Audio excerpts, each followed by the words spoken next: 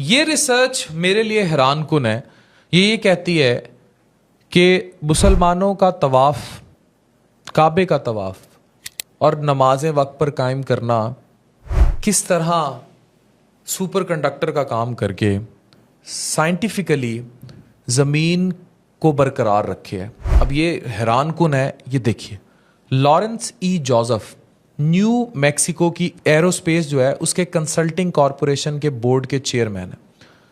انہوں نے کئی کتابیں لکھی ہیں اور نیو یارک ٹائمز، سیلون.com، فیملی سرکل، آڈوبون اور ڈسکور جیسی بڑے اخباروں اور میگزینز کے لیے لکھا ہے. پروفیسر لارنس ای جوزف نے لکھا کہ ہم مسلمانوں کے بڑے قرض دار ہیں کیونکہ طواف اور نمازیں وقت پر ہونے سے سپر کنڈکٹر قائم رہتا ہے. اب یہ سمجھنے کی کوشش کیجیے.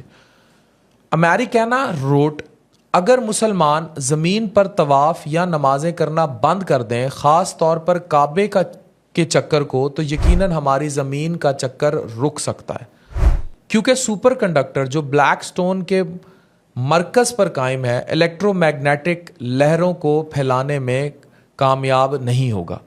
15 یونیورسٹیز کی تحقیقات کے نتائج کے مطابق حجر اسود، بلیک سٹون، ایک شہابی پتھر ہے جس میں بہت زیادہ میٹل موجود ہے جو موجودہ سٹیل کے مقابلے میں 23,000 گنا زیادہ ہے.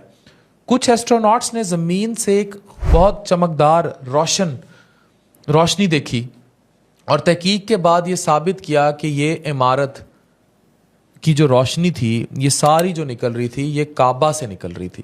سپر کنڈکٹر حجر اسود ہے جو ایک مائکرو فون کی طرح کام کرتا ہے اور براڈ کاسٹ نکل رہا ہوتا ہے، اور اس کی براڈ کاسٹ رینجز کئی مائلز تک ہیں.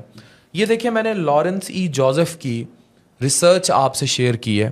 یہ میں ریسرچ اور تحقیقی بات آپ کے سامنے لا رہا ہوں کہ کس طرح حجر اسود سپر کنڈکٹر کا کام کر رہا ہے اور کس طرح طواف کے ذریعے زمین کا بیلنس قائم ہے.